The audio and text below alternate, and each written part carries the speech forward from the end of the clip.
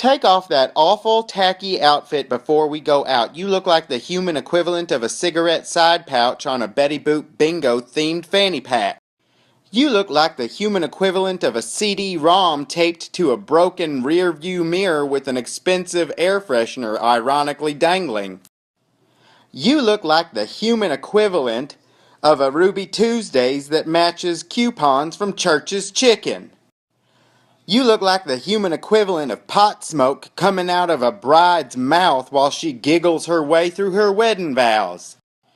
You look like the human equivalent of a dead stuffed squirrel with googly eyes sitting on top of a decorative placemat. You look like the human equivalent of a 9/11 mural painted on the side of a VFW hall. You look like the human equivalent of a disgusting dinosaur named Trashosaurus Rex. You look like the human equivalent of a poorly worded, badly spelled fan letter written to Billy Bob Thornton. You look like the human equivalent of a before and after picture of Lil' Kim's plastic surgery. You look like the human equivalent of a denim blue jean jacket memorial to somebody's dead boyfriend. You look like the human equivalent of what happened to Meg Ryan's movie career after the 90s. You look like the human equivalent of not one, but two satellite TV dishes on top of a single wide trailer.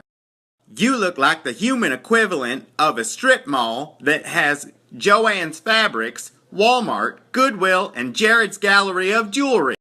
You look like the human equivalent of an Etch-a-Sketch that's only ever had penises drawn into it by 5-year-old boys. You look like the human equivalent of a single mother's drunk performance of Reba McEntire's Fancy in a bar that isn't even having karaoke night.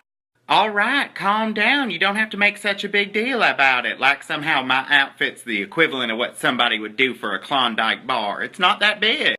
It doesn't matter. It's the equivalent of nobody giving a shit enough to give Tim McGraw and Faith Hill a cute celebrity couple name. It's the equivalent of the TV show Heroes getting canceled, coming back, and getting canceled again. Nobody cares.